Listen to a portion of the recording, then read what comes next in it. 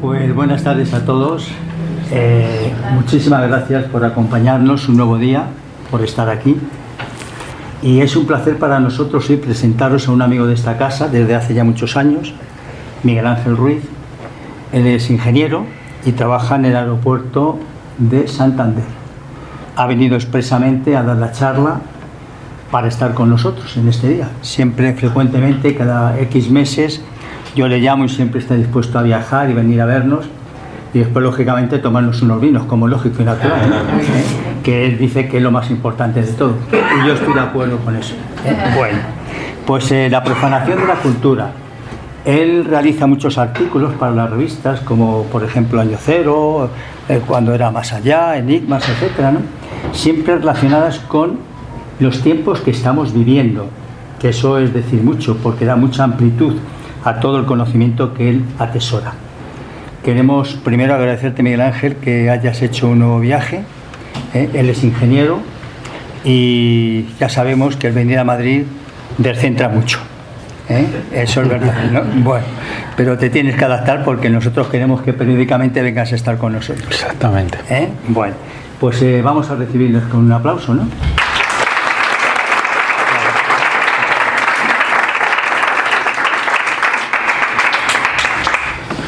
Bueno, pues muchas gracias. Como bien dice él, de hecho, si alguien tiene curiosidad y mira por todos los cuadritos que hay ahí, pues uno de ellos soy yo, con lo cual me siento honrado, me siento representado. Y además en ese cuadrito pone la fecha. La primera fecha, la primera vez que yo estuve en esta casa, pues fue el 30 de septiembre de 2011. Entonces ya casi 14 años después de venir siempre que me convocan, salvo alguna excepción, ¿no? Algún problemilla, pues acudo siempre aquí. Entonces me vais a permitir que me sienta un poco como en casa y que me sienta, bueno, pues muy contento de estar con vosotros. En estos 14 años, bueno, yo, como él bien dice, yo soy ingeniero de telecomunicaciones, pero también soy máster en sociología. Básicamente, yo me he especializado un poco en lo que se llama sistemas de control social o sociología del poder, ¿no? Que son esas formas sutiles que tienen un poco de moldear a la población o cómo nos dirigen en determinadas circunstancias. Yo suelo poner siempre un ejemplo muy claro. Prácticamente antes del año 95 cualquier persona que tuviera un teléfono nos reíamos de él, ¿no? ¿Cómo pueden tener un teléfono? Es absurdo, nadie tiene un teléfono. En apenas unos 5 años, en el año 2000, prácticamente todo el mundo tenía un teléfono.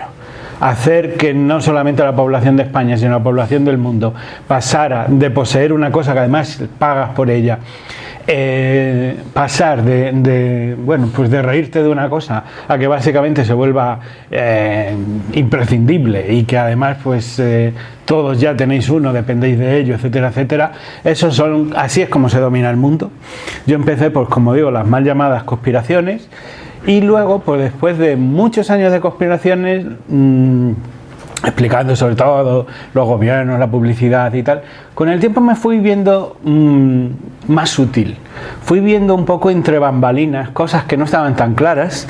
Evidentemente, como sociólogo siempre me tengo que referir al hecho, pero la conferencia que doy hoy es la que yo considero que probablemente sea la conferencia más personal que he dado nunca en mi vida. Llevo 60 conferencias, tampoco son muchas o pocas, no sé, pero siempre reflexionando a lo largo de estos temas. Y esta conferencia, a ver, yo voy a tratar de ir paso a paso, pero creo que puede ser un poquito más compleja que otras en el sentido de que a mí me gusta siempre ir mostrando hechos, pero aquí hay muchos saltos. ¿Y por qué hay algunos saltos? Básicamente porque de lo que vamos a hablar es un tema completamente masivo, gigantesco. Podríamos estar semanas aquí hablando de esto y de hecho al final hay una serie de puntos que se podría dar una conferencia solamente de cada uno de esos puntos.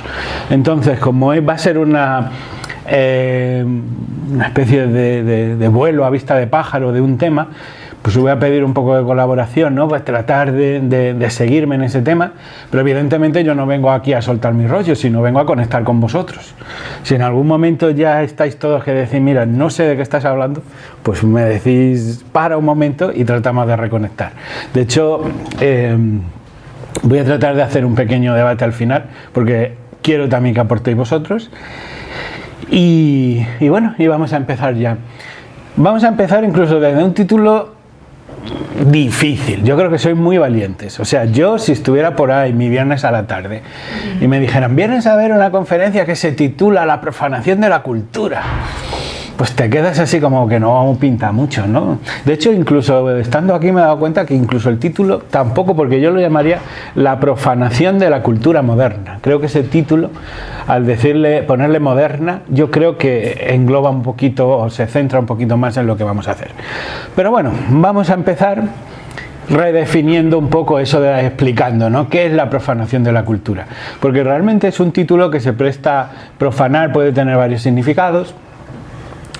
La gente piensa que es profanar una tumba, ¿no? Suele ser la acepción al término que más se suele un poco usar, y cada vez que escuchamos profanar es como vandalizar algo, ¿no?, cuando se profana una tumba. Lo curioso es que aquí la palabra no se usa en ese sentido.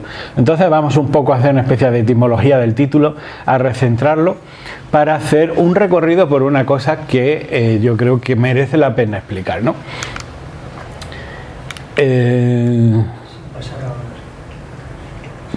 Vale, es que tiene un poquito de retraso. No. Sí, tiene mucho retraso. Vale, profanar.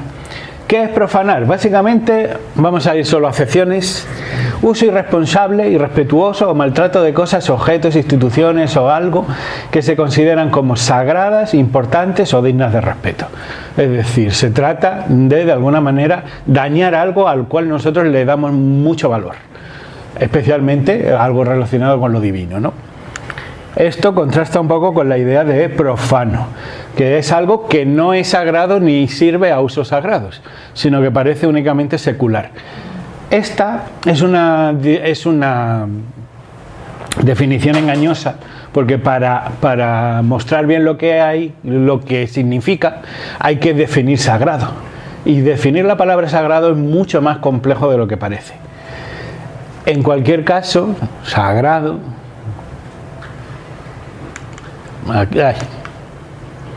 Es que tienen como 3 segundos y si me... Ahí. Sagrado, digno de veneración por su carácter divino o por estar relacionado con la divinidad, o que es objeto de culto de su relación con fuerzas sobrenaturales, ¿vale? Entonces aquí vamos a encontrar una dicotomía entre lo profano y lo sagrado. Curiosamente, casi esa separación entre profano y sagrado, que es es algo muy de antropología, etcétera, ¿no?, de sociología de las religiones. Sabes que casi toda la historia moderna está basada, y sobre todo la antigua, está basada en esa idea. ¿Qué es lo sagrado? Y si hay una cosa sagrada, ¿qué es lo no sagrado? Y de hecho, gran parte de toda la historia del pensamiento humano viene de que nosotros nos hemos relacionado con esto. Aquí hay vamos a terminar un poco con esta diferencia, ¿no? Pero básicamente sagrado y profano, como digo, son antónimos, y la profanación, en el sentido en el que la vemos, consiste en hacer una cosa menos sagrada, que eso en realidad también es, a nivel teológico, un poco raro. Si algo es sagrado porque participa de Dios, nadie podría hacerlo menos sagrado. En sentido sería como negar un poco la divinidad. Pero bueno, aquí hay trampas del lenguaje, y lo importante, es la idea con la que nos vamos a quedar, es que la profanación implica un proceso de desacralización. Es decir, algo que nosotros consideramos sagrado, al profanarlo pasa a ser menos sagrado. Entonces, para no aburriros, llegamos a la conclusión de que la profanación de la cultura es la desacralización de la cultura. Como decíamos antes, la desacralización de la cultura moderna. Es decir, cómo era la cultura que nosotros hemos construido humana, que antes tenía un carácter divino y cada vez es más secular, ¿no? En esto vamos a... y solamente nos queda una diapositiva. Perdón. que básicamente es el concepto sociológico de cultura. Por cultura no queremos, en sociología no se entiende que una persona tenga muchos conocimientos o sepa mucho de música, de arquitectura, de literatura, sino que la cultura es todo, digamos, es la forma de ver el mundo.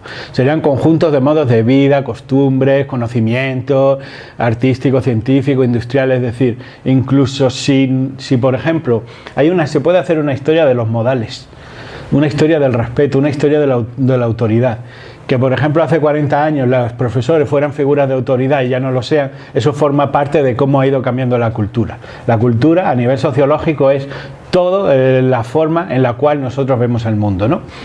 Y ahora ya considerado todo esto, es decir, vamos a hablar de la desacralización de la cultura moderna, pues vamos a hablar de una cosa que antes de pasar a ello es muy importante, ¿no? Que es que nos volvamos a centrar en el concepto de lo sagrado, que como digo es una idea central en la civilización. Yo sé que la idea de Dios, la idea de lo sutil, de lo trascendente, de lo divino, ahora mismo es un concepto que está en grande crisis, ¿no? Acordaros, por ejemplo,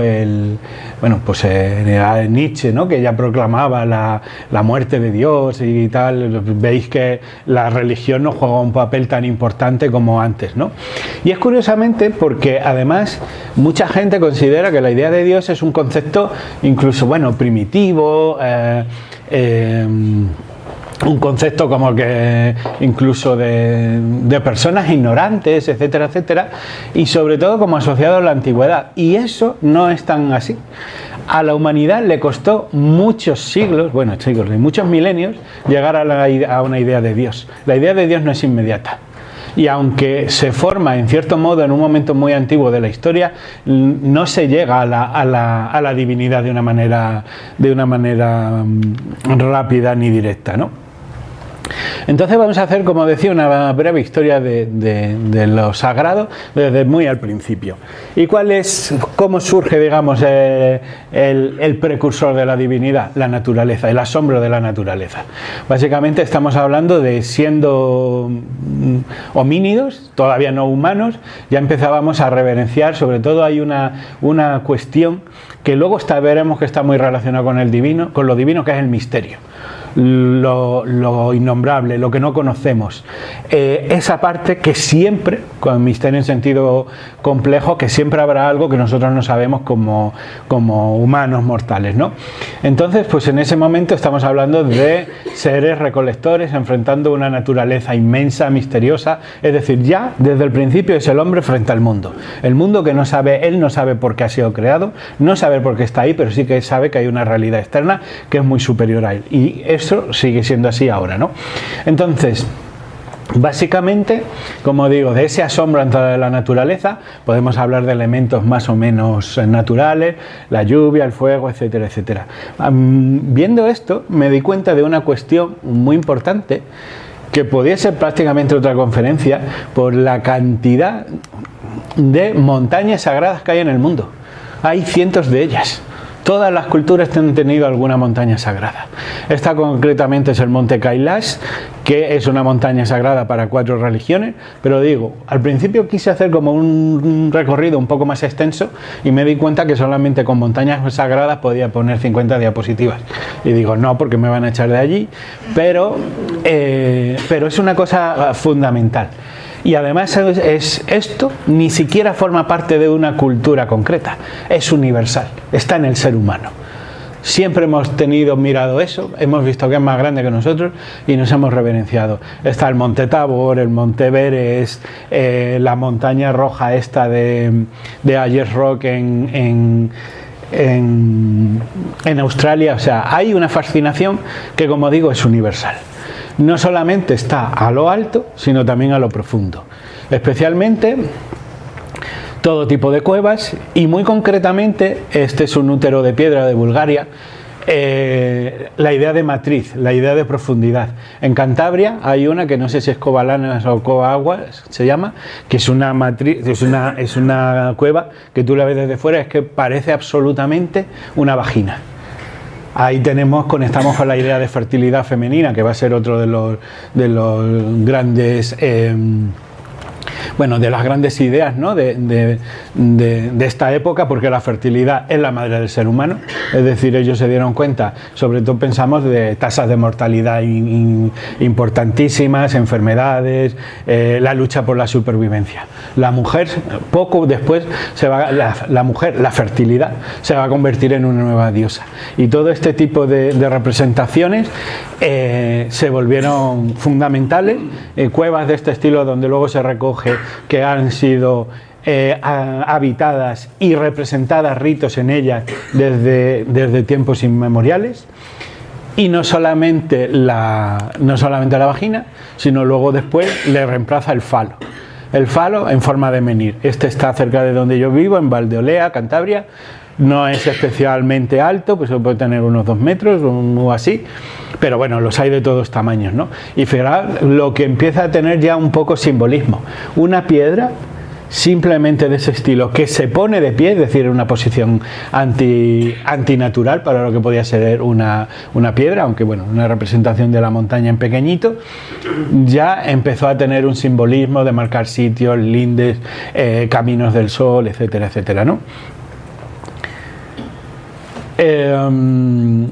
Como veíamos en estas cuestiones, pues empezamos a hablar de lo que estamos hablando, ¿no?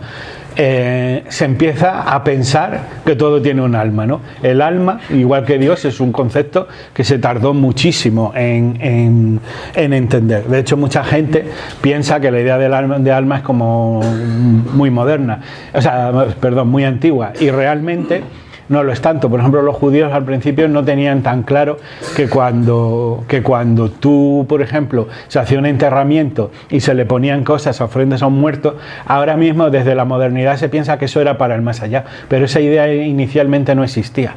Era más el apego de decir, yo sé que estás aquí y te doy algo a modo de presente, pero eso no implicaba todavía una elaboración. Pensar que no es hasta los griegos que tenemos esa dicotomía de alma, cuerpo, algo que a nosotros nos parece tan fundamental, como digo, a la humanidad le ha costado muchos siglos llegar a ello. Pero lo que está claro es que se relacionaban con ellos, ¿no? Entonces aquí no solamente me relaciono con ellos, que si bien no son dioses, sí yo empiezo a notar esa parte de representación, de alma, etcétera, etcétera. Y luego hay que pensar una cosa. Esto está pintado sobre relieve, o sea que no era una pintura plana, sino que cada uno de los bisontes de Altamira tiene entre 35.000 y 18.000 años de antigüedad. Cada saliente podía ser como un bisonte, ¿no?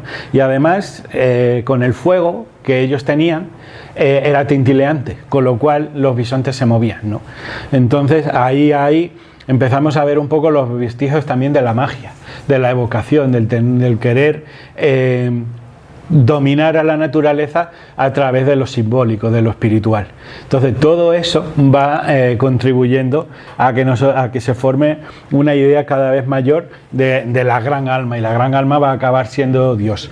Pero antes de los dioses masculinos hubo una época de grandes diosas que eran todas femeninas.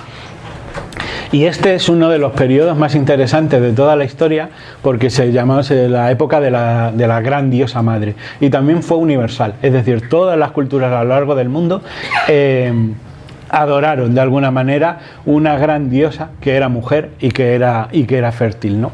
Y aquí sí señala un poco, ¿no?, esa sacralización ya de la vida y de la muerte, ¿no?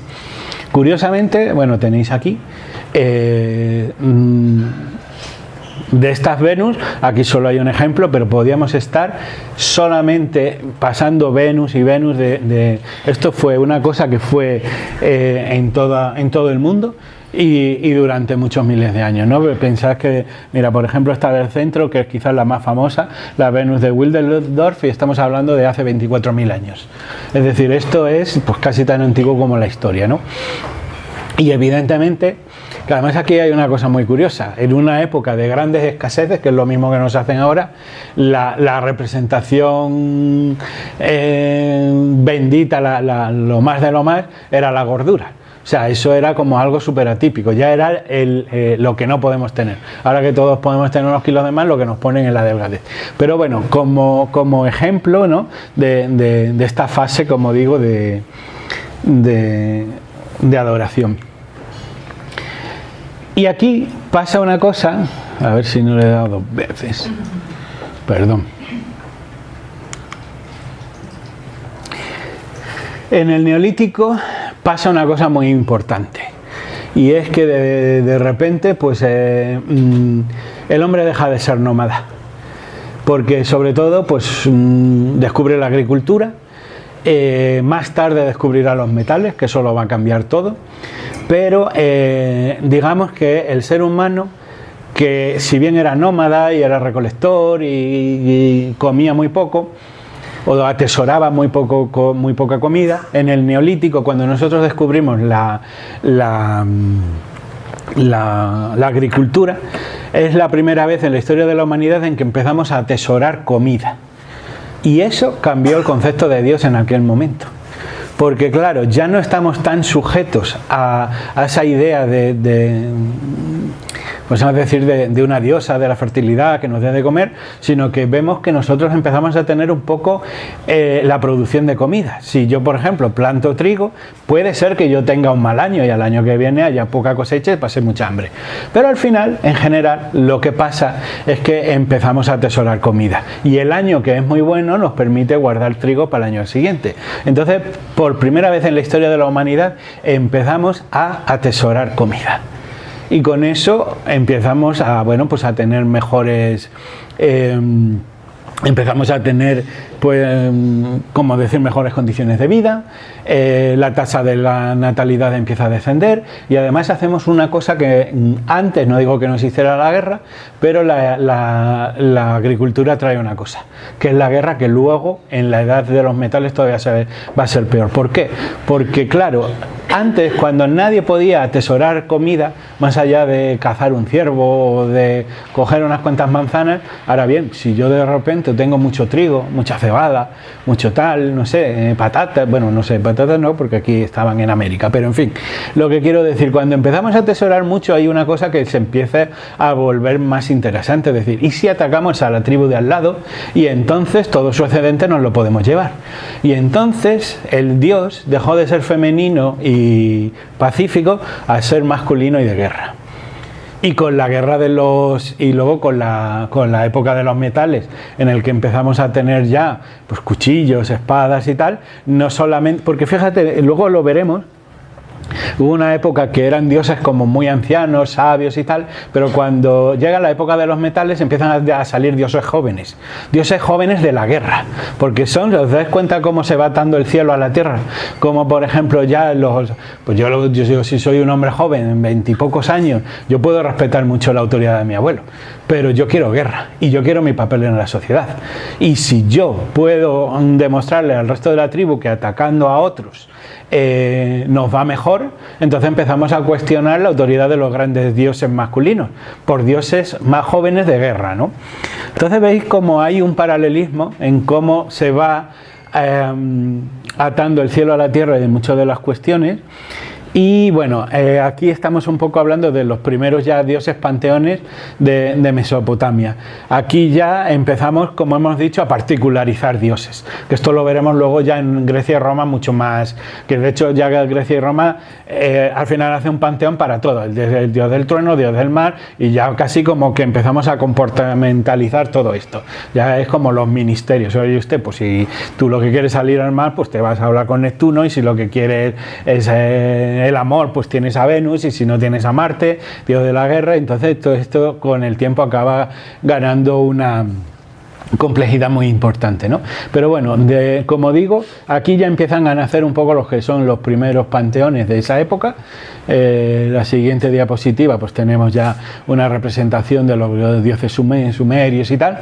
Otra vez, como esto se puede hacer de mitología comparada, lo que queráis, porque hay muchísimo y muy rico, ¿no? Y luego cada sitio tiene un poco sus historias. Y luego que es un poco de mi dios favorito en aquella época, en el que es esos panteones también, claro, cuando hay muchos panteones aquí llegamos un poco a un problemilla, ¿no? Y es al final decir, bueno, pero entonces que luego, como veréis, acabemos en el monoteísmo, ¿no? Pero claro, cuando uno tiene muchos dioses, al principio más o menos, como digo, si están departamentalizados, tú más o menos sabes a quién rezar, pero luego cuando hay muchos, pues bueno, ¿y aquí quién manda?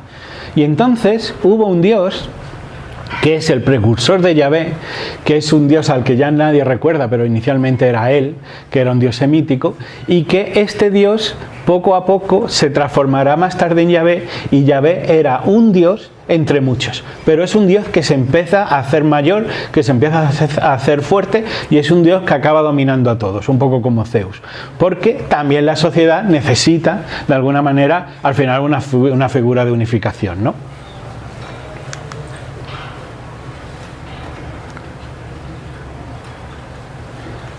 Bien, como decía, bueno, y luego eso, la divinidad se vuelve jerárquica y política, y los reyes empiezan también a establecerse también toda una politización del concepto de Dios. Esto, por ejemplo, mucho los faraones, ¿no? Los reyes gobiernan por mandato de un divino o son ellos mismos dioses, como los faraones, los faraones, ¿no? Entonces, y luego es aquí la primera vez que aparece un dios que es creador, porque claro, antes, hasta este momento, el mundo simplemente estaba, no se había razonado tanto de si el mundo era contingente o no.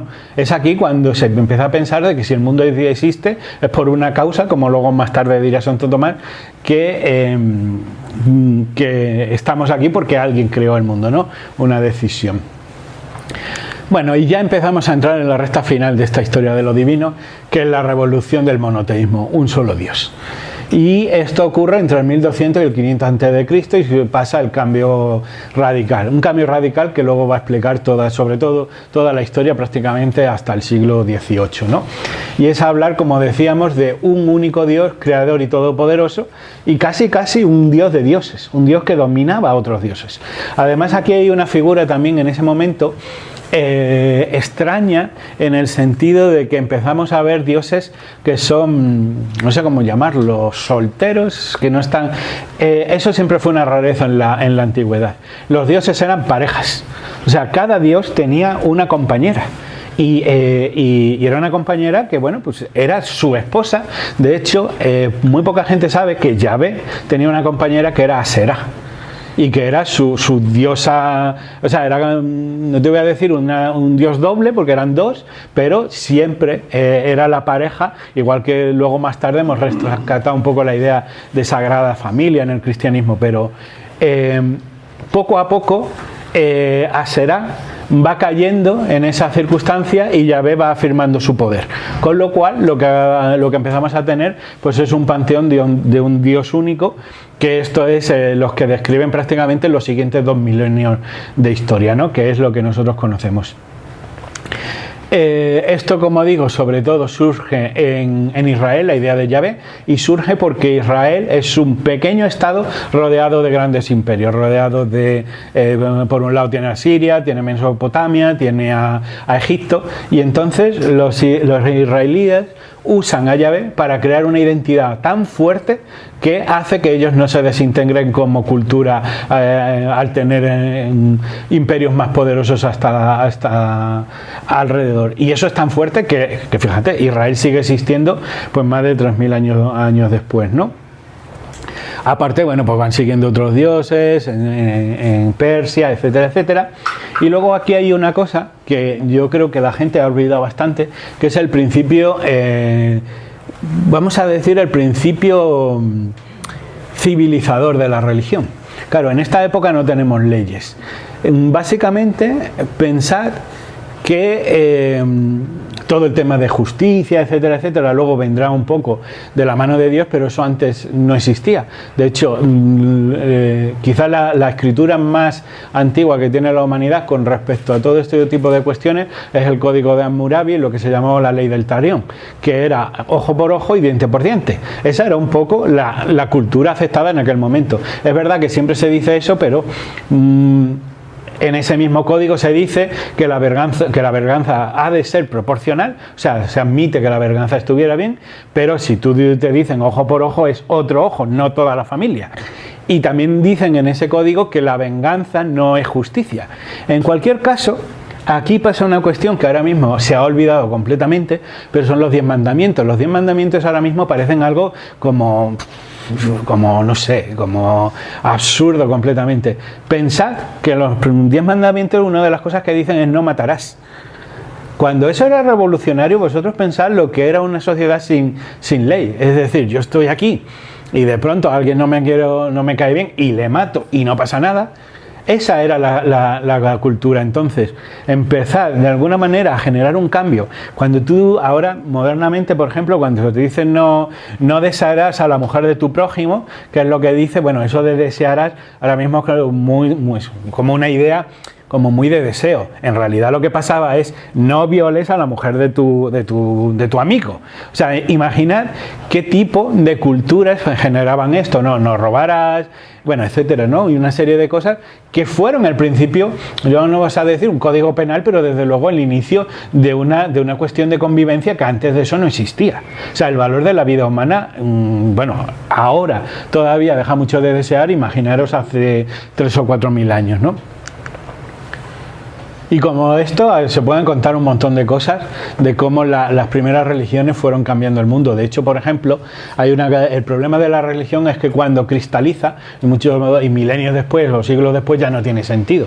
Pero, por ejemplo, el cristianismo se expandió muy rápidamente, pero el Islam mucho más. Y lo hizo a nivel de guerras. Entonces, en esas guerras iban los hombres. Detrás había un montón de niñas huérfanas, abandonadas, etcétera, etcétera. Cuando Mahoma coge y dice que un hombre se puede casar hasta con 4 mujeres en el Islam si las puede mantener. No es que se case con ellas y ya está. Si las puede mantener hasta un montón de 4. Eso ahora mismo se ve como un machismo terrible, lo será, pero en su día salvó la vida a un montón de niñas que en la cultura machista, si no tenían un hombre que las atendiese o según la cultura se casara con ellas, pues entonces, bueno, estaban condenadas a la muerte. Y de hecho, por ejemplo, uno de las cuestiones que hizo que el cristianismo saliera adelante es que en el judaísmo, si tú te quedabas viuda y no se casaba contigo el hermano de tu marido, pues tú prácticamente estabas desahuciada. En cambio, en el cristianismo empezaron a hacer comunidades, en las primeras comunidades cristianas, una mujer viuda era acogida y mantenida por la comunidad. Y eso, o sea, detrás de muchas cosas de estas cuestiones sociales no se suele ver la religión, pero tiene un sentido, evidentemente. Luego también pensar que el cristianismo cambia otra cosa. Hasta entonces los dioses, o habían sido los quienes se salvaban, eran dioses o héroes, que los héroes eran hijos de los dioses. La salvación era una cosa aristocrática. El cristianismo puede decir, no, tú también puedes ser salvo. Y por otro lado, la forma de salvarse dentro de lo que era Grecia o Roma eran con todos los misterios estos eleusinos, que había que hacer una serie de rituales, que solamente podía acceder gente de dinero. El cristianismo, ¿qué es lo que hizo? Democratizó el cielo. Es decir, tú también eres importante y tú también te puedes salvar. Entonces, todas estas cuestiones, yo luego no digo que la religión no tenga una parte castrante, la vamos a ver, pero hay un montón de cosas de esta historia que hemos olvidado completamente y que además es nuestra historia y es curioso que no la recordemos, ¿no? Bueno, y aquí hablábamos un poco ya del concepto de justicia, ¿no? Que hemos hablado de los mandamientos, de ese principio civilizador, y entonces todo esto al final ya se empieza a regular, ¿no? Una ley moral, una justicia universal, concepto de vida después de la muerte con premios, castigos. En el fondo lo que es también un intento de la humanidad, no solamente de llegar hacia Dios, sino de ellos tener una sociedad más compleja. Hay una cuestión que a mí me interesa también bastante, que es el concepto de monogamia. En la monogamia ahora mismo se puede ver como algo retrógrado, que esto ya, ¿para qué? Pero curiosamente en los conceptos en los que había pocos hombres y pocas mujeres en edad fértil. Imaginaros que, por ejemplo, una tribu antes podían ser 50, 60 personas. Muchos morían en la infancia. Los que no morían eran ancianos. Y entonces, ¿qué podíamos tener? Un grupo de 8 o 9 hombres y mujeres en edad fértil. ¿Qué es lo que pasa? Y esto es una cosa que pasa todavía en los mamíferos, perros, gatos, etcétera. Se hacen lo que se llama mercados, sí, hay un mercado sexual, hay un mercado, se compite básicamente por lo que es la procreación. Eso es lo que es el macho alfa, la hembra alfa. Entonces, ¿qué es lo que pasa? Que pasa, por ejemplo, en los gatos, pues que se mataban unos a otros por la hembra. Y dice, pero vamos a ver, si tenemos una tribu de 50 personas y tenemos el futuro de la tribu, al final no va a pasar de ser 20 personas, y vosotros dos os estáis matando por esta chica, vamos mal. Entonces alguien, el sabio de la época, dijo, no, un hombre, una mujer, y de ahí que surge el concepto de matrimonio. Pero es una estrategia cultural de supervivencia. Es decir, esto de que los hombres se peleen y se maten por las mujeres, no, pues el concepto de monogamia.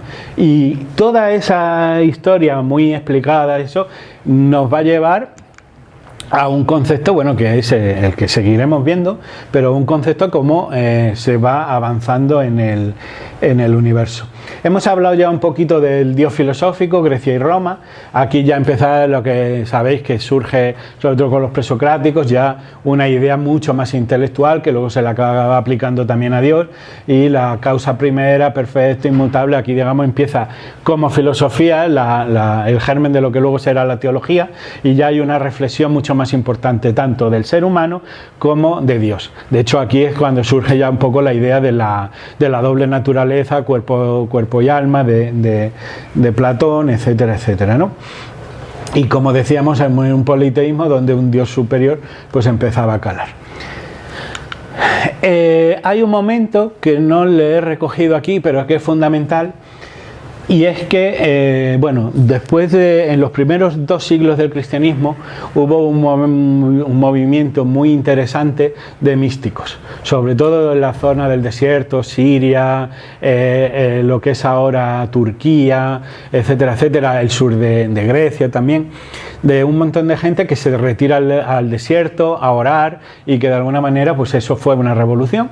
Pero ahí toda esa gente, todos esos primeros místicos cristianos, se enfadan y se decepcionan notablemente cuando el cristianismo pasa a ser la religión del Imperio Romano, porque para ellos supone una traición fundamental a lo que había sido las enseñanzas de Jesús y el primer cristianismo, y sobre todo a la cultura de Pablo y los primeros apóstoles, porque es ahí la gran Roma, que había sido persecutora de cristianos, la que de pronto hace del cristianismo la religión del imperio. Y ellos todos entienden que eso es una corrupción, una degeneración del cristianismo, etcétera, etcétera. Pero como veis, eso va luego en los siguientes 1500 años. La idea de Dios medieval va a ser mucho más fuerte, más institucionalizada, más institucional, en el cual ya pues empiezan, de hecho los primeros monacatos, los primeros monasterios surgen, como digo, en toda esa zona del norte de Egipto, todo lo que es, la zona de influencia de los primeros viajes de San Pablo. Y la distribución o la expansión del cristianismo tiene mucho que ver por Roma. Roma, que tenía muchísimo más territorio, prácticamente toda Europa, cuando se hacen cristianas, lo que hace es hacer una religión del imperio. Y los que eran cristianos de verdad consideran que esa es la gran traición a Cristo. Sea como sea, el asunto es que ya sabemos un poco cómo fue todo el periodo de la Edad Media, que es mucho más conocido, ¿no? Y que y aquí luego sabéis que del judaísmo sale el cristianismo y del cristianismo sale el islamismo, ¿no? Y aquí ya sí hay un monoteísmo duro, que ya no se permiten otros dioses, el paganismo es barrido. Y Además, fíjate, por ejemplo, lo podéis ver, por ejemplo, en la Alhambra de Granada, ¿no? Ahí el mandato es claro: no hay Dios más Dios que Alá, y Mahoma es su profeta. Y eso ya es ya son religiones del libro, donde ya no se cambia una sola letra, y donde el concepto de Dios, salvo en los reductos más místicos, Dios se hace ley, se hace letra, ¿no? Y bueno, la Edad Media, ¿qué es? Pues absolutamente teocéntrica. Todo gira en torno a Dios. La ciencia, bueno, aquí está en la época de la escolástica, donde los monasterios se dedican a copiar lo que se sabe, especialmente cogiendo elementos del cristianismo, de la religión griega, o sea, de la filosofía griega y del estoicismo, ¿no? Y aquí se construye sobre todo el concepto de virtud, el concepto de pecado, el concepto de vivir de alguna manera, pues en base a la ley, ¿no? En esta época tenemos la filosofía medieval. Los más importantes son San Agustín y Santo Tomás de Aquino, que son los que dan un fundamento filosófico y teórico al cristianismo, pues de una manera que casi perdura hasta la actualidad. Pero luego llega otra gran revolución, que es el Renacimiento. Y aquí, de alguna manera, todo lo que empezamos a ver cambia de una manera muy curiosa, ¿no? Básicamente es el auge de las ciencias, y cosas o ámbitos que siempre se habían considerado divinos, nos damos cuenta que son leyes de la naturaleza. De hecho, ahora yo lo que pensaría es que ¿quién ha creado las leyes de la naturaleza? Pero en cuestionamiento, lo que está claro es que empezamos a entender la realidad no solo a través de los ojos de Dios, sino también a través de los ojos de la ciencia, ¿no? Y entonces, de hecho, es que tenía un poco la idea de Dios como el gran relojero, como alguien que de alguna manera mantenía en marcha el mundo. Copérnico cambia todas esas ideas de que el mundo no gira en torno a la Tierra, sino en torno al Sol. Leonardo da Vinci, etcétera, etcétera, etcétera, ¿no? Esto lo paso rápido porque evidentemente esto es una historia que ya todos conocéis. Y como, bueno, luego la Reforma Protestante, que no de romper las unidades cristianas. Bueno, hay que decir que 1000 años antes fue el cisma con Bizancio, pero bueno, es básicamente lo que está claro hasta llegar un poco a lo que es la Ilustración, la Revolución Científica, los filósofos del Renacimiento, pues ya es la época del positivismo, es la época en el que Dios va en retroceso, en un retroceso al menos científico, si queréis, y que esto ahora mismo se interpreta, y todavía los ateos lo ven así, como que es el fin de Dios, porque la física no necesita un Dios que esté actuando sobre cada partícula. Para mí es una explicación un poco sencillona, pero bueno, lo que está claro es que ya el poder de la religión se va viendo sustituido un poco por la Ilustración, ¿no? Y bueno, aquí seguimos un poco Spinoza. Sigue habiendo Dios en esta época, ¿no? Surge ya el ateísmo moderno, y para Spinoza Dios es la propia naturaleza, la creación. Bueno, también en esta época, un poco más adelante, en el siglo XX, es cuando vamos a empezar realmente a descubrir el universo, galaxias, sistema solar. O sea, es un momento en el que el conocimiento humano se expande de una manera tan absoluta, y prácticamente estamos todavía en eso, en el cual estamos representando o resignificando la figura de Dios en el concepto inmediato, ¿no? De hecho, yo tengo un libro que a mí me llama mucho la atención. Es un libro de un obispo inglés, creo que es protestante, pero vamos, es un libro que puede leer cualquier persona un poco religiosa en cierto sentido, porque dice que tenemos que modernizar la manera en cómo nos referimos a Dios, ¿no? Cuando hablamos de un Dios ahí fuera, un Dios en lo alto, que son herencias prestadas del judaísmo y de esas montañas sagradas, y dice que empecemos a hablar un poco como Dios dentro de nosotros, ¿no? En vez de hablar de Dios en lo alto, Dios en el interior, o practicar el descenso hacia Dios, porque estamos todavía entendiendo al Dios con unos esquemas mentales que prácticamente son medievales. En cualquier caso, en este momento la religión empieza a tener un poco el problema que tiene ahora, ¿no? Marx la pone como el opio del pueblo, la simplifica mucho, es decir, el que es religioso de algo es simplemente porque le están engañando en su iglesia. Esa es la visión de Marx, cuando en realidad las religiones dan mucho más. Las religiones, además de todo el tema del crecimiento interior, lo que dan también es identidad. De hecho, muchas de las guerras que ha habido a lo largo de la historia eran guerras también de identidades, no es solamente en el sentido de que tú pues vamos a decir, el párroco de tu pueblo te engañe, que habrá casos, pues también. Luego, bueno, salen nuevas espiritualidades, en ese momento nace el espiritismo, y en ese momento la idea de Dios empieza a volver cada vez más un Dios en el cual nosotros vamos a poder experimentar. Ya no está tan reglado, sino que nosotros vamos a ir hacia Él, pues cada uno según su propia sensibilidad, etcétera, etcétera, ¿no? Y ya finalmente en el siglo XX pues estamos en una fragmentación de lo sagrado, en el que, bueno, luego entran, por ejemplo, todas las religiones de Oriente aquí, en lo que fue pues el movimiento hippie, hay un existencialismo, por ejemplo, Freud ve a Dios como una proyección de las necesidades humanas, física cuántica, etcétera. Bueno, ya es el concepto de Dios, aunque ahora, como ves, está pues mucho más en cuestión, ¿no? Pero yo quiero llegar a una historia bastante curiosa que me di cuenta cómo hacían en el siglo XX. Y me di cuenta a partir de una frase de Stanislav Grof. No sé si sabéis quién es Stanislav Grof, es el padre del transhumanismo, del transhumanismo, no, calla.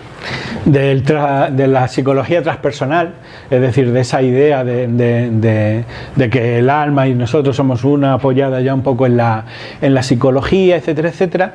Y yo aquí me di cuenta que es un poco el concepto al que yo ahora quiero llegar de la charla. Ahora ya sí vamos a hablar solo de modernidad, esto ahora mismo estamos en el momento moderno, y lo que han sido el siglo XX, que sabéis ha sido un siglo bastante generoso en guerras mundiales.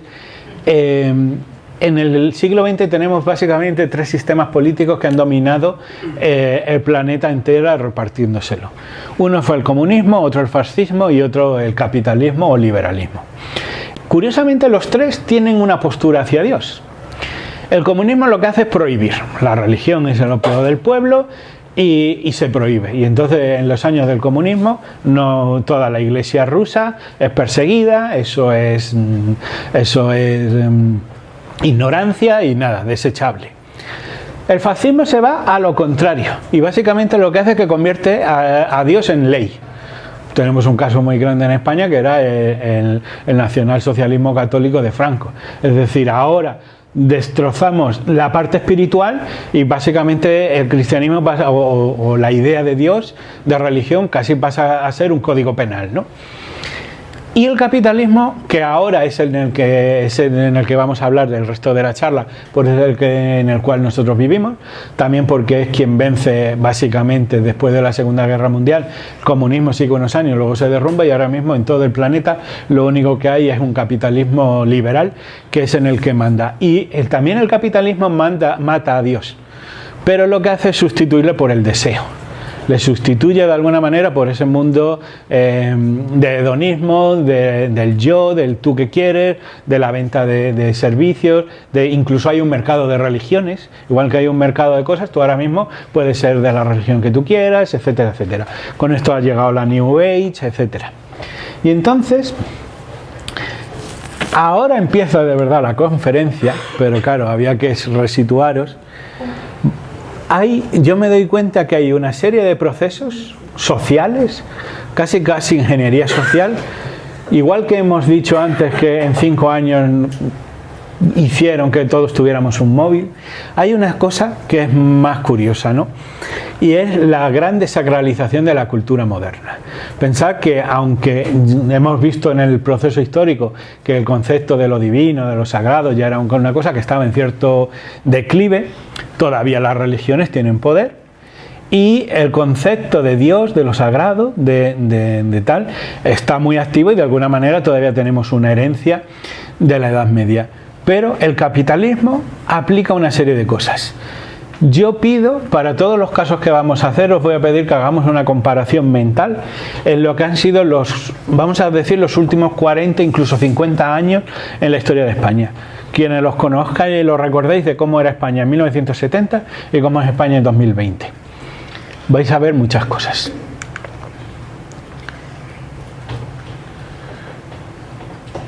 Eso no es la pausa dramática, es que tarda 3 segundos en cambiar. Lo primero que se ha hecho es desdibujar la idea del bien y del mal. Eso cuando yo era niño era una cosa que todo el mundo sabía lo que era bueno y lo que era malo. Eso ahora mismo, el tema del relativismo moral ha cambiado muchísimo. No, esto bueno, no, esto es malo para ti, para mí no. No, es que las drogas a mí me sientan bien. Ah, bueno, pues si a ti te sientan bien las drogas, pues ya está, ¿sabes? Entonces, ¿qué es lo que ha habido? Un auge del individualismo como corriente sociológica. Lo que antes eran verdades más o menos objetivas, ahora ya es el individuo quien decide todo. Incluso ahora más modernamente, el individuo incluso elige su sexo. No ya su orientación sexual, sino su sexo. Ah, porque yo lo siento así y me siento mujer. Entonces, cada individuo es ahora su propio juez. Como cada individuo ahora es su propio juez, lo siguiente que ha pasado es una erosión importante de la autoridad. Y la autoridad está siendo atacada de una manera curiosa. Vosotros veis en todo el cine, sobre todo lo que son las películas de hace unos años, bueno, al principio empezaron que el policía siempre es malo, el profesor de escuela siempre era malo, el párroco, bueno, ya no hablemos, y el militar ni te cagas. ¿Qué es lo que pasa? Vosotros veis, por ejemplo, cuando yo era pequeño, los niños de clase, el maestro era una autoridad. Y de hecho, tú ibas a casa diciendo, mira, que el profesor me ha reñido. Y tu padre se ponía al lado del profesor y decía, no, pues si te ha reñido el profesor, vamos, algo habrás hecho, y te castigaba en casa otra vez por lo que hayas hecho en clase que te ha castigado. Ahora no, ahora vas allí a hablar con el profesor y ya puede tener el profesor una buena excusa que se le lleven por delante. Entonces, claro, aquí la pregunta, estamos enseñando, y luego hay un montón de cuestión, sobre todo. De hecho, es que yo he escrito un libro entero sobre este tema, ya lo sale en septiembre. Si queréis un día lo hacemos aquí una presentación. Todo de cómo es la ingeniería social que hay detrás de los niños a ser contestones. Si vosotros veis, por ejemplo, cómo eran los dibujos animados de los años 80, los dibujos animados de los años 80, que por ejemplo, pues yo qué sé, la abeja maya, David el Gnomo, etcétera, eran dibujos que tenían conceptos de bueno y malo mucho más dibujados, de cooperación también, y eran como más tranquilos. Ahora los dibujos animados son como hiperactivos, hay mucha confrontación entre ellos, el lenguaje, por ejemplo, que usa Peppa Pig ha sido muchas veces denunciado, y básicamente todo eso son lo que Foucault llama armas de gobernabilidad. Son modelos para que los niños aprendan cómo actuar. Hay una película que se llama Un monstruo viene a verme, que es una película que luego por otro lado es muy bonita, tal y cual, tiene otra serie de cosas, pero tiene cuestiones que salen cosas que hace 40 años jamás una escena de ese estilo hubiera salido. En el monstruo, no voy a hacer ningún spoiler, pero en el monstruo del niño viene a verme, los padres están separados y el padre siempre tiene que ser el padre guay. Hemos pasado de la figura autoritaria que le dice al padre a ahora es un padre enrollado que siempre tiene que estar, venga, vamos a hacer esto, Jimmy, vamos a jugar juntos, no sé qué, y el niño decide sí o no. Todas esas representaciones que además eso se estudia mucho en sociología, ¿no? Las representaciones de autoridad. En esa película, pues el padre está diciéndole al niño, oye, vamos a ir a un parque de atracciones, y el niño como que no sabe y tal, no sé qué, y el padre, venga, vamos a un parque de atracciones los dos juntos mañana, que te lo vas a pasar muy bien. El niño no sabe tal, y a la tercera vez que el padre le dice, venga, anímate, vamos al parque de atracciones, coge el niño y dice, ¡no! Y da una pedazo de voz que el padre, la siguiente escena, le mira así como, bueno, pues no. Eso jamás se hubiera visto en una película en los años 80. Y de hecho, lo normal es que el padre hubiera matado al niño si le hubiera dado ese grito. Todo eso, en realidad lo que están haciendo es mostrarle, no solamente a los niños, sino a todas las tesis de cómo poner la erosión de la autoridad. Evidentemente hay un declive de la autoridad religiosa, como estábamos, pero hay un declive de toda autoridad. Yo esto, por ejemplo, lo he hablado incluso con policías, con gente que está en tema judicial, incluso jueces, y es lo que era la figura del respeto de la autoridad es un valor que ahora mismo está en retroceso. Y eso tiene mucho que ver también un poco con lo que es el declive un poco de la religión, porque en el sentido de si yo no tengo ningún tipo de autoridad que respetar, tampoco hay una idea de virtud. Y también ahí se está matando eso. Por otra de las cuestiones es un ataque cultural importantísimo a la religión. Tú ahora mismo prácticamente, pues tú dices que tú eres practicante y la gente te va a mirar como si tú fueras una especie de retrasado mental. Eso yo creo que más o menos se sabe. Lo curiosamente es que uno dice, no, porque la religión ha matado a mucha gente, no sé qué. Evidentemente porque nos hemos matado por toda la historia humana.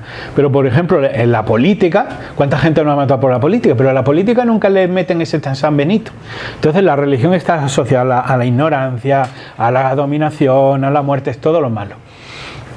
Ese ataque cultural también tiene bastante que ver, ¿no?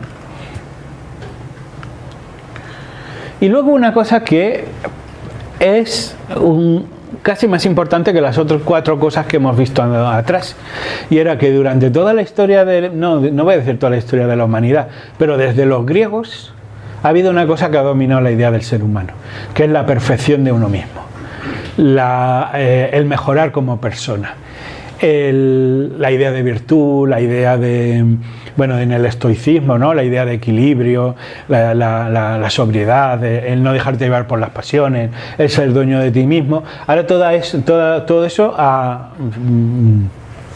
prácticamente ha desaparecido. Ahora es muy difícil encontrar en la sociedad a alguien que él sienta que puede ser mejor y que además su deber es ser mejor. Y lo curioso de esto es que es muy importante porque somos una sociedad que luego para un trabajo te piden 15 máster y te piden idiomas y te piden una carrera. Y entonces no deja de ser curioso de que nosotros vayamos al gimnasio, a la academia, vayamos a la universidad, estudiemos, nos formemos, aprendemos idiomas, aprendemos informática. Pero en cambio, ser buena persona, eso viene de serie. Eso no se trabaja. Tú eres buena persona y ya. Y a mí que nadie te vaya a decir cómo ser buena persona. No, tú eres buena persona porque sí. Punto. Entonces, esta idea sería risible si no estuviera tan asentada. De que mucha gente considera que no se practica ser buena persona. O que no se practica mejorar. Que eso es porque sí. Y bueno, y no les digas que pudieran llegar a ser mejores personas si lo practican de alguna forma. Es casi un insulto. No, ellos lo saben, eso está claro. Ser buena persona no se practica.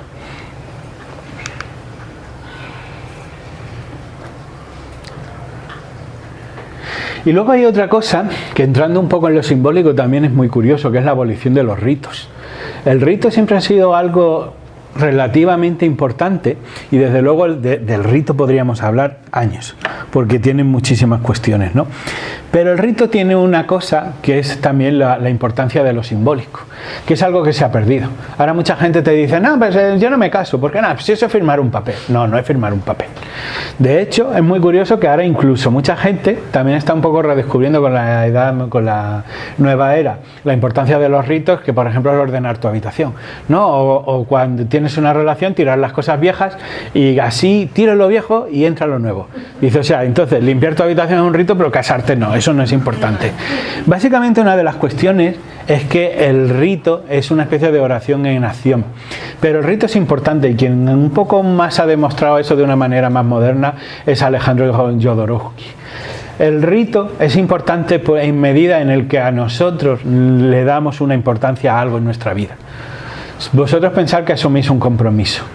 Cuanto más vosotros os impliquéis con la representación simbólica del compromiso que estáis adquiriendo, más importancia le vais a dar. Y eso es claro, pero además es claro desde una forma puramente psicológica. Y eso es una cosa que ahora mismo se están perdiendo los ritos de paso. Antes, cuando una persona elegía una profesión, era una elección de por vida, y si yo, por ejemplo, era cantero, o era ganadero, o era, no sé, de las primeras profesiones, yo entraba en una escuela, me formaba, tenía eso, y luego tenía un día, que es un poco el rito de paso, que todavía queda un poco con el tema de la titulación universitaria, universitaria o de un módulo, de lo que sea, que es un poco como ese rito de paso en el cual tú has llegado a unas ordalías y eres digno y merecedor de ese título.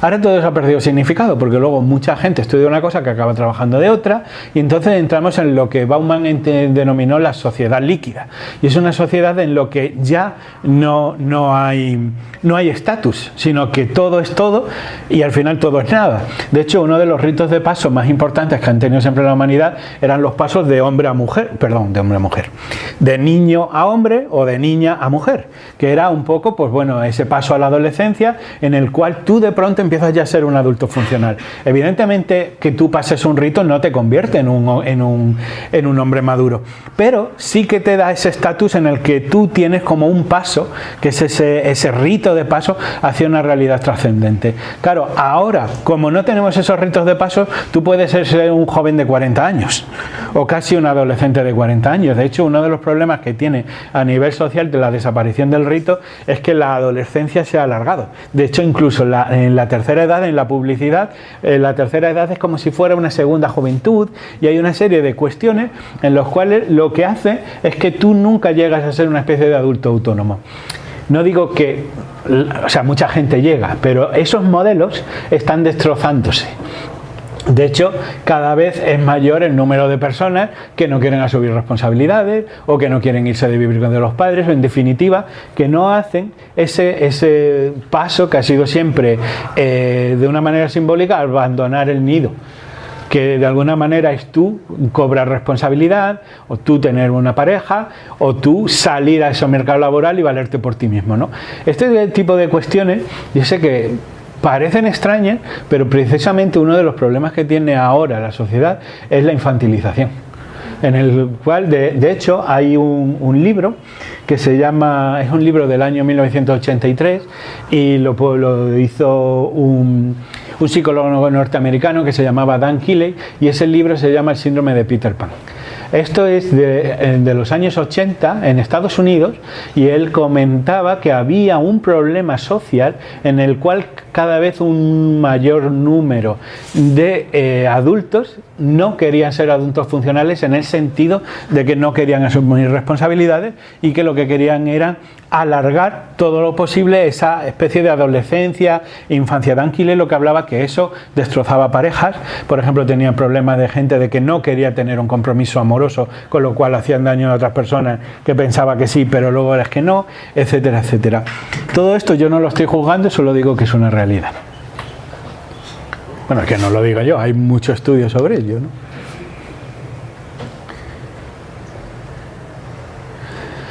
Y otra de las cuestiones que yo creo que también está desapareciendo, si hablábamos de la práctica no de la virtud, también de lo que es el trabajo interior, ¿no? El tema de la oración, el tema de la meditación. Eso solamente ha tenido ahora un repunte con el mindfulness, que es una forma de contemplación. Bueno, en el cristianismo siempre se ha llamado contemplación. Esto quizás tenga dos excepciones. Una fueron un poco lo que son todas las culturas estas meditativas que vinieron de Oriente, y como digo ahora el mindfulness.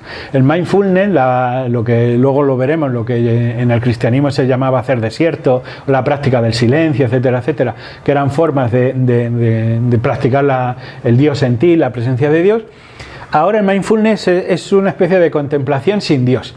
Y lo más curioso es que te dicen para no ofender a nadie. Entonces, como si tú estuvieras haciendo una oración a nada, porque eso puede ser ofensivo para la gente.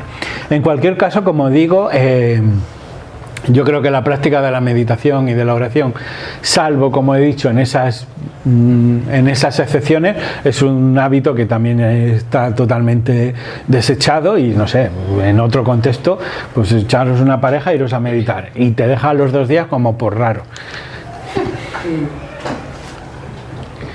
Luego hay muchas más cuestiones más sutiles, esto lo vemos en la música y en muchos otros sitios, que ha sido la ridiculización del amor.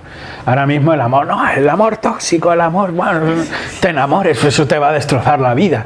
Dicen que el animal más peligroso es una mariposa en el estómago.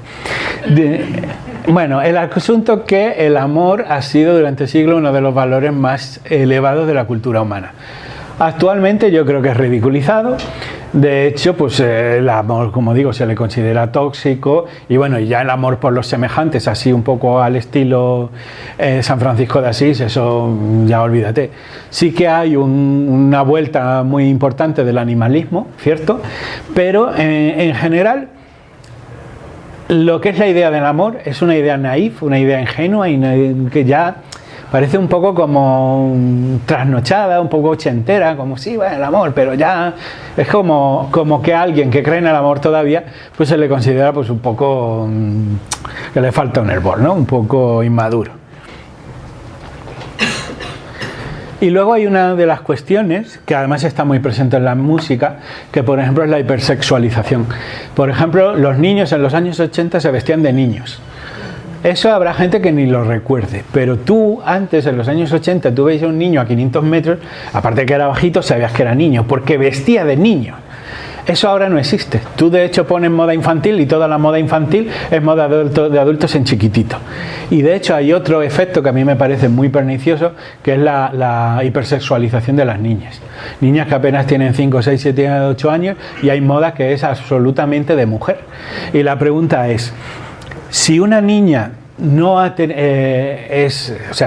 todavía está en un grado infantil y una niña todavía no ha tenido un despertar sexual, cuando tú la vistes de una forma sexualizada, ¿la estás vistiendo para ella o para quién? Y la pregunta, ¿qué le estás dando o a entender a una niña que la estás sexualizando con unas formas que ella no entiende?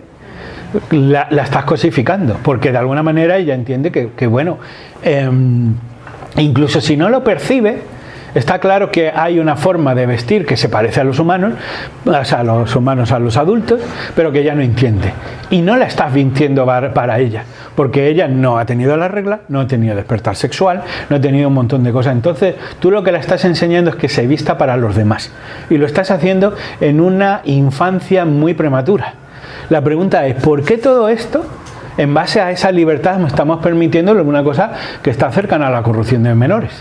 La cuestión es que esto no va solo. Y ahora veremos, por ejemplo, toda la música moderna, y especialmente el reggaetón, es una música absolutamente sexualizante, realmente, porque los valores que hay son esos, ¿no? Luego, aparte, tenemos todo el fenómeno de las... Voy a mirarla ahora porque no sé cómo... Ah, mira, una 8. Bueno, se supone que esto tenía que acabar a 8:30. Voy a tratar de correr, queda unos cuantos, pero bueno. Rápido. Todo esto además está en la cultura de las redes sociales, en el cual el valor social de una persona se ve por el número de likes que tiene. Si yo soy una niña de 12 años y de pronto me pongo un bikini y de pronto tengo 400 me gustas, yo que estoy descubriendo todavía mi concepto de yo, mi identidad y mi valor social, lo que me está enseñando el sistema es a que yo me cosifique en base a la validación externa. Este tipo de cosas que parecen tan inocentes tienen unas cuestiones muy, muy, muy importantes, ¿no? Luego también otra de las cosas que había era el tema de la conexión de la música. Vosotros sabéis que estábamos hablando de Dios, luego seguiré, no, eso lo voy a contar al final. La conexión con la música. La conexión con la música siempre ha sido también otra de las vías estupendas, ¿no? También de conexión con lo divino. Teníamos la música sacra, teníamos eso, yo qué sé, pues la ópera, ese tipo de música que, como veis, cada vez es más marchacona, cada vez es más pobre musicalmente y sobre todo la música de los años 60, 70, 80 era una música romántica, positiva. Todo eso se ha ido perdiendo y ahora ya la música es papi, dámelo todo. Entonces, es así, ¿no? Pero mirad el tipo de música. De hecho, por ejemplo, yo qué sé, las canciones de, yo qué sé, Rocío Dúrcal, por decir algo, Karina. Eso ahora mismo ya la industria no lo promociona. Lo que promociona es la competición entre hombres y mujeres, la sexualización, la promoción del chico macho alfa y de la hembra que se va que es promiscua y tal y cual.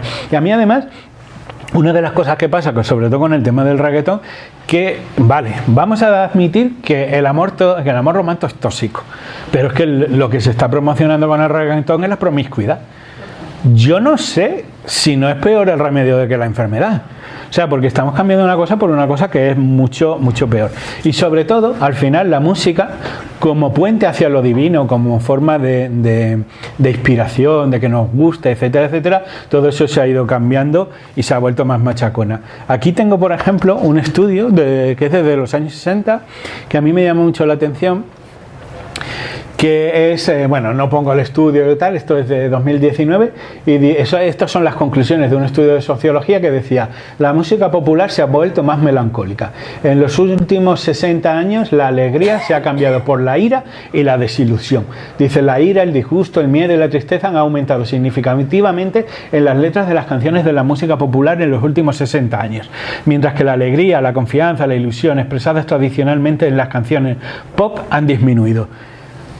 La música es otra forma de oración, otra forma de conexión, otra forma de hacerte sentir, otra forma de entrar en comunidad con otro tipo de cosas.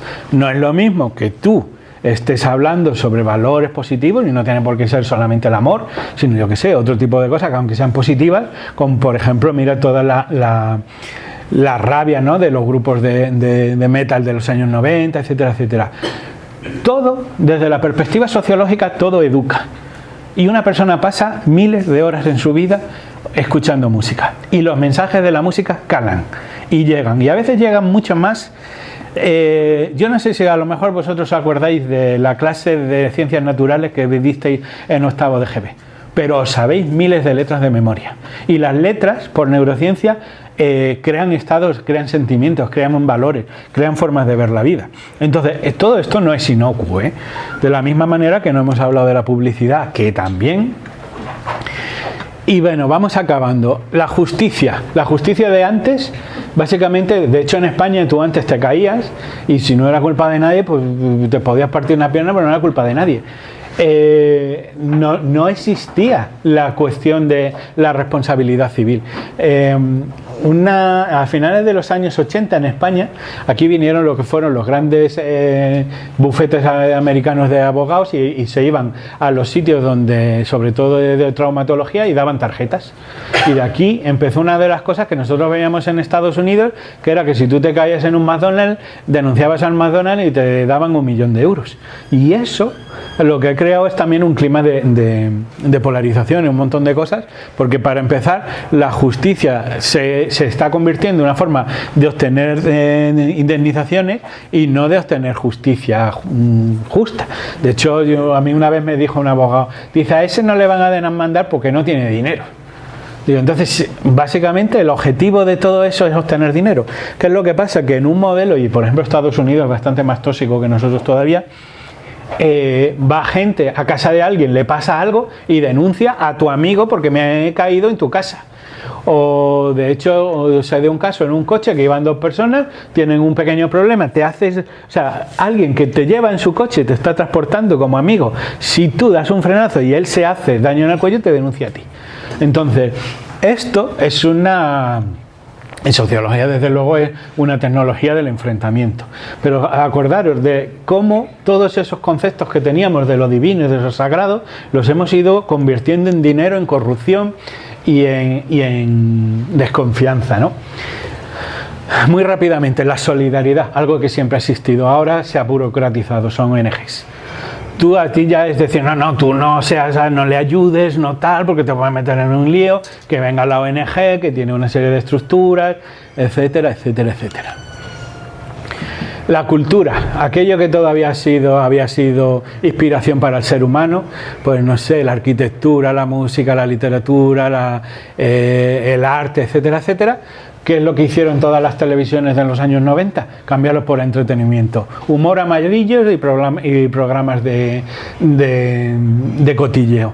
¿Qué hacemos? Educamos a la gente en cosas que no le inspiren, que no le hagan de alguna manera subir hacia lo trascendente, hacia lo bello, lo bonito, el espíritu, sino que lo machacamos cada vez por emociones cada vez más primarias, concursos, acordaros, por ejemplo, en España todo esto pasa con una ley del año 89 que fue la ley de liberación de las televisiones. Y lo primero que vino fue Telecinco y luego Antena 3 y luego Canal Plus. Y acordaros de la Mamachicho. Eso era de pronto el Destape, el no sé qué, ese tipo de cosas, los concursos que prácticamente ya no aportaban nada y eso cambió mucho la televisión. El tema que es que ahora, o sea, con ese pasito cada día lo hemos normalizado todo y ahora eso es la cultura. La creatividad. Hermann Hesse decía que hacer malos versos depara más felicidad que leer los versos más bellos. Significa que incluso si tú cantas, aunque la cuestión de que tú seas un perfil activo, la creatividad ahora mismo se está matando, sobre todo ahora mismo a través de la inteligencia artificial y tal. Me gustaría hablar más de esto, pero se me va el tiempo. Es que, como digo, lo estoy súper rápido porque es que podemos estar miles de horas con esto. Y este para mí es uno de los puntos más importantes. Siempre en lo que es la vía mística, el silencio había sido una forma de conexión con uno mismo, una forma de escucharte, de sentirte, de ver tus problemas, ¿no? Es una forma de conexión con Dios, una forma de conexión con la meditación y, como decíamos, un descenso hacia Dios. El mundo ahora mismo cada vez es más ruidoso, o como yo pongo aquí, ensordecedor a nivel de silencio. Hay un estudio, bueno, que lo llaman, dice, el silencio es el nuevo lujo. Cómo vivir en un mundo cada vez más ruidoso que nos ha hecho pagar por algo gratuito. De hecho, hicieron un estudio de gente en el cual decía que estar en silencio en una habitación le generaba ansiedad. Toda la humanidad durante miles de años hemos aprendido a vivir en silencio. A veces cantábamos también en la cosecha, etcétera, etcétera, pero el silencio es algo natural. El ruido ha sustituido el silencio hasta que es algo que nos es incómodo, pero precisamente para lo que hablamos hoy de ese camino hacia Dios, hacia nosotros mismos, hacia la curación, hacia el autoconocimiento, hacia el saber cómo nos sentimos, el silencio es fundamental. La atención plena, contemplación, que esto básicamente está muy relacionado con lo que hablábamos antes, ¿no? Del autoconocimiento como forma de crecimiento personal, ¿no? Esto, bueno, pues esto, como digo, algo olvidado, no. De hecho, en realidad esto sí que ha estado perseguido toda la historia, ¿no? Y para mí, el último punto, pues es esa idea de dejar de ver la vida como un misterio. Ahora parece que lo tenemos todo explicado, que lo sabemos todo, que todo es una ecuación, que todo es una aplicación. Y hemos perdido esa capacidad de asombro, que eso yo sí creo que es una forma que nos conecta con Dios, y que tenían en el Paleolítico hace millones de años, y nosotros que pensamos saber más, lo hemos perdido. Entonces, bueno, la gratitud, esta es otra súper fundamental. Eso, durante todas las religiones nos han enseñado a dar gracias. Dar gracias es una forma de conectar, de sentirnos dichosos, de valorar lo que tenemos, de valorar el hecho de estar vivos, de poner un punto de vista, porque claro, todos tenemos problemas, pero también tenemos todos mucho que agradecer. Yo creo que pocas cosas a nivel espiritual sean más ricas que el agradecimiento. Y la gratitud ahora, no, o sea, ahora lo que ves es quejarse. Es más, si mi vecino se está quejando y tú dices, ¿tienes algún problema? Y tú le dices, pues la verdad es que yo soy un tío afortunado. Te miran como diciendo, tú lo que eres es un gilipollas y punto. O sea, ¿cómo no vas a tener problemas y cómo no? Los problemas visten, los problemas, o sea, yo si tengo muchos problemas, más que esta señora de la primera fila, pues decir, es que yo tengo muchos problemas. Pero decir, no, yo esencialmente soy una persona afortunada. Eso ahora mismo no, vamos. Y como ahí pone, sí que creo que agradecer es un puente a lo divino. Porque generalmente además muestra, o sea, activa una energía muy positiva, ¿no? Y al lado del perdón y la gratitud está el perdón, ¿no? Si no hay virtud, no hay religión y no hay autoridad y yo soy el único juez, ¿para qué la humildad, no? Entonces ese perdón ya no tiene sentido. De hecho, ahora más lo que se está imperando son formas de cultura victimistas en las que tú me tienes que pedir perdón a mí. Y ya la última pregunta, que son y cuarto, con lo cual nos quedan 15 minutos. de debate. Que yo quería hacer una pregunta. Si al final, esencialmente el capitalismo no cree en Dios, no cree en esa idea de cultura, etcétera, etcétera, ¿por qué todos estos elementos que son, y esto sí podríamos hablar de bastante más, que no hemos hablado de la comida, no hemos hablado del azúcar añadido, de las formas procesadas, de la comida consciente, bueno, hay miles de cuestiones. El sexo es otro que no hemos hablado tampoco, el sexo como forma de sexualidad sagrada, etc. Si todo ese tipo de cosas, que técnicamente vivimos en un sistema ateo que vende placer, ¿por qué todo ese sistema, considerándose ateo, ataca tan de lleno a todo lo que al hombre le permite conectar con lo divino? Pues aquí vamos a hacer dos cosas. Si alguien tiene preguntas, por favor, y si no, os pregunto yo.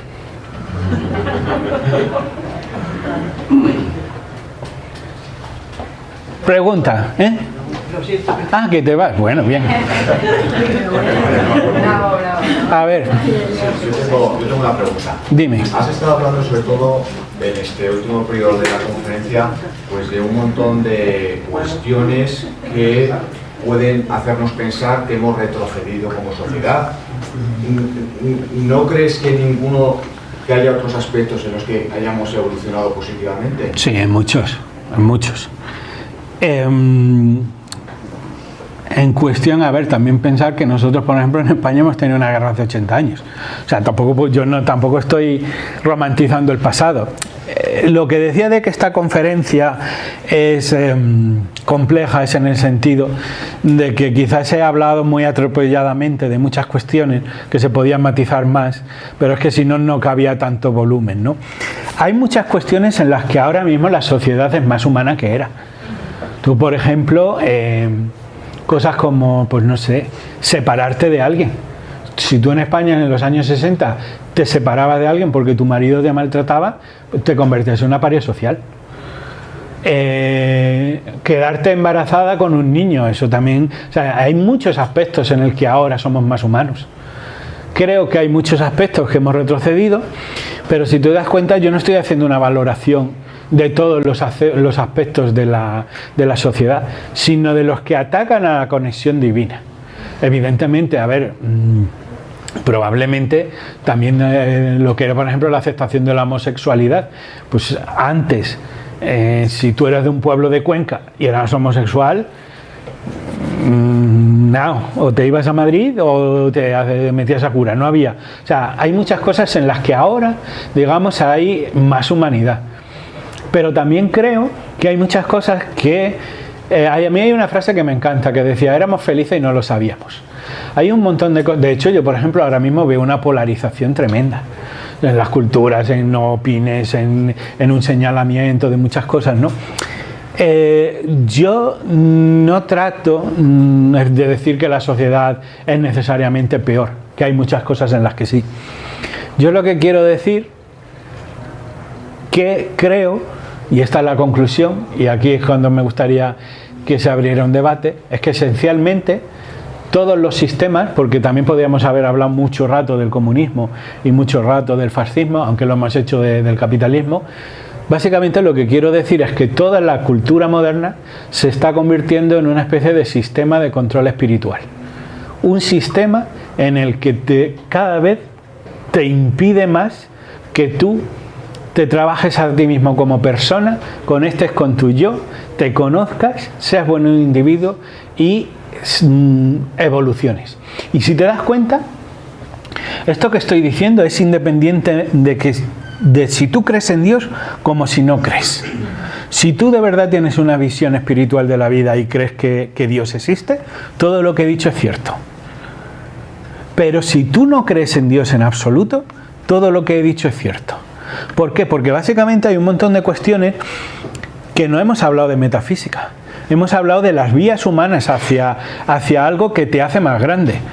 Por ejemplo, cuando una persona escucha, no sé, el Ave María de Schubert, estás conectando. Porque hay algo de esa música que realmente es fascinante. Y te conecta con lo más bello, con lo más superior. tú no conectas con el reggaetón de la misma manera que el ave de Schubert. Independientemente de si no crees en Dios, esa energía, esa fuerza está ahí. La gratitud, si tú practicas la gratitud, eso te va a reportar a ti un beneficio independientemente de si tú no crees en Dios. Y como eso, pues prácticamente todas las cosas que he dicho. Porque si te das cuenta, he hecho un camino no a través de la mística, sino a través de la sociología. Venga, preguntas. No, a mí me gustaría dar un punto de vista sobre la pregunta. Bien. Me ha llegado. O sea, yo creo que el sistema actual no cree en Dios porque no es... O sea, para mí no es que no crea en Dios.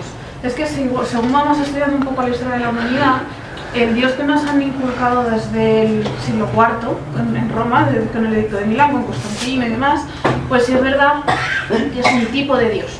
Un Dios que te dice cómo debes de ser, o sea, que no te da libertad. ¿Qué ocurre? Que luego, según va pasando la historia, la Edad Media es una edad fascinante. Porque aunque teológicamente es muy constructiva, pero luego hay mucho misterio, hay mucha mística dentro de todo esto. Claro, claro. Entonces, sí es verdad que para que esa mística sea visible hay que tener un renacimiento.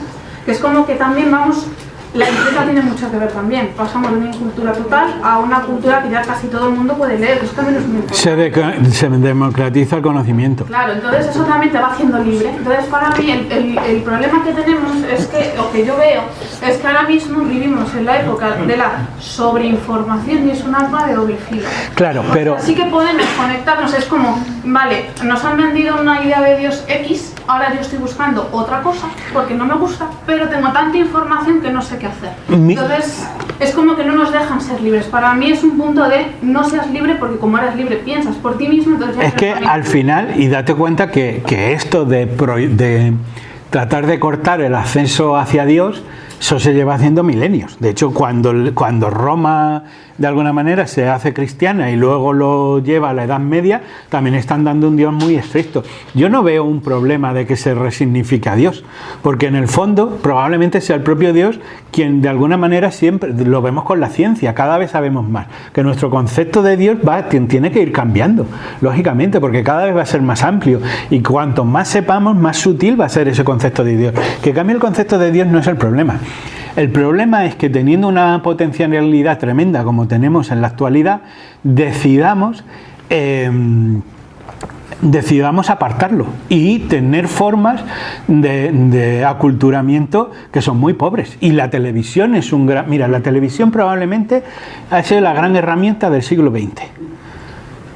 O sea, de hecho, ¿por qué crees que hay una televisión en prácticamente cada casa del planeta? ¿Tú sabes lo difícil que es que para la humanidad que hubiera un electrodoméstico que acabara en cada casa? ¿Por qué? Porque tenía un valor. Fijaros si la tele no podían servir, pues no sé, para dar charlas de religión, de filosofía, de música. ¿Y en qué lo hemos convertido eso? En los concursos de pasapalabra. O sea, tenemos una herramienta que es fundamental, pero que la usamos mal. ¿Por qué? Porque se usa para otra cosa. Y eso es lo que pasa con todo. La música es maravillosa. Pero si tú, o sea, de toda la música que tenemos, ¿por qué elegimos hacer la forma de música que generan emociones más primarias? Y eso pasa con todo. Entonces, no es la tecnología y no es que el mundo no sea mejor, sino que hay un esfuerzo inmenso para hacer que lo que es, vamos a decir, ahora lo llaman muchas veces la energía vibratoria, el nivel vibratorio, ¿no? Que pase de ser una cosa sutil a lo más grosero, a lo más morboso, a lo que es más dañino. Eso es la cuestión. Pues yo qué sé, la imprenta, pues desde luego la imprenta cambió el mundo, ¿no? ¿Qué hemos hecho? Que tú con la imprenta puedes imprimir, no sé, filosofía espírita y puedes imprimir porno. Esa es la cuestión, ¿no? Entonces ahora mismo lo que hay es, con una potencialidad tremenda, un esfuerzo muy importante para que el nivel que haya sea de confrontación, de guerra, de miedo. De hecho, es que las noticias son un mecanismo tremendo de generar miedo, y el miedo es una energía muy baja. Fíjate tú cuántas noticias, o sea, qué primacía tienen las noticias negativas sobre las positivas. Y es que el otro día tú pones la tele y dices, un atentado en Irlanda, un choque de trenes en Australia. O sea, es que si me vas a contar todo lo malo que pasa a nivel planetario, claro, te vas acongojado. Pero ¿y lo positivo qué? ¿Y por qué eso no se usa? Esa es la cuestión. Porque lo positivo no vende, vende lo negativo.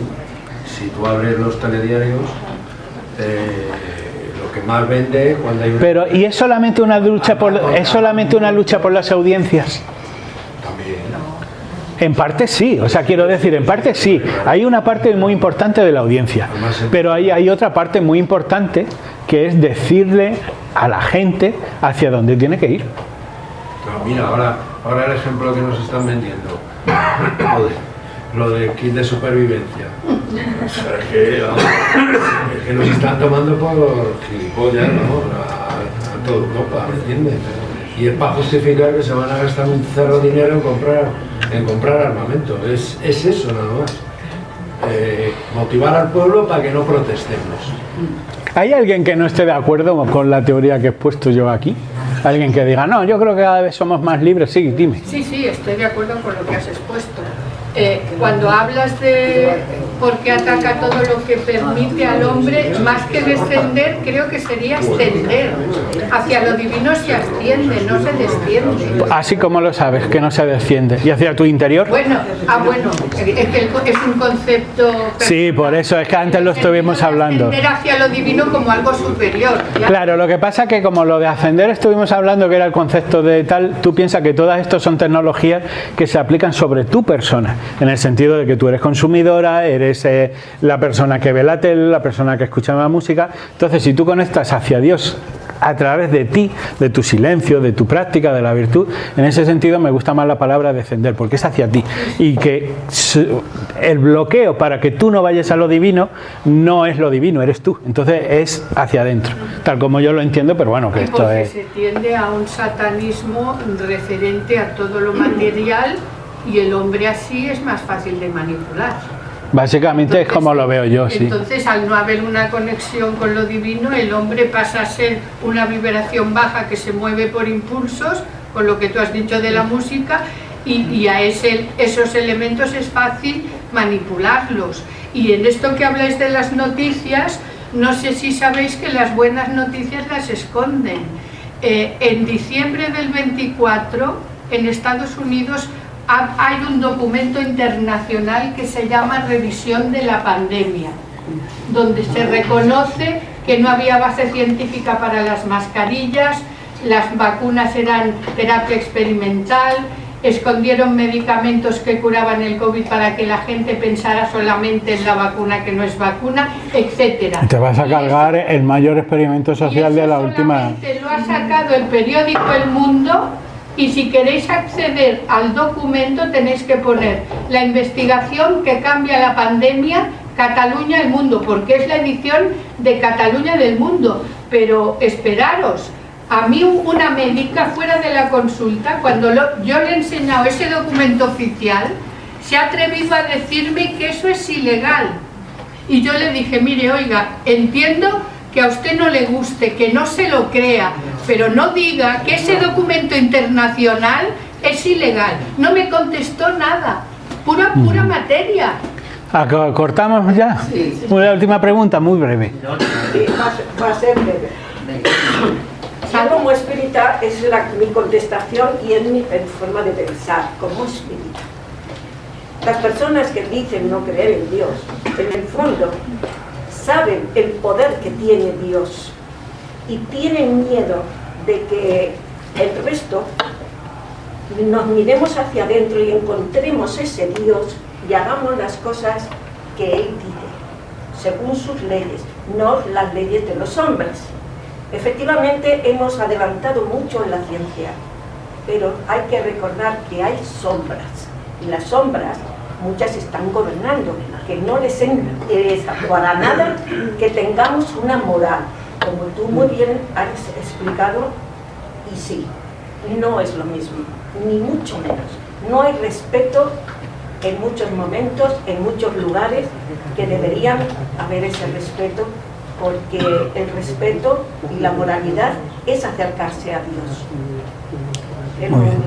A lo mejor consideran que es una gracias. tontería. No, no, para Esa nada. es mi opinión como espírita. Muchísimas gracias a todos, muchísimas gracias. Tenemos...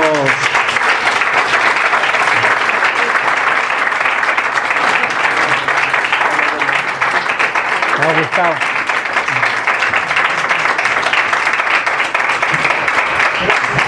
Tenemos la ventaja de que, como ha sido una conferencia grabada, en el canal de la asociación en YouTube podéis escucharlo otra vez, porque hay mucho para pensar, para meditar y para decidir. Así que os esperamos el próximo viernes, día 4, con una conferencia de María Jesús Albertus titulada Volví. Así que volver todos vosotros también. Venga, le pongo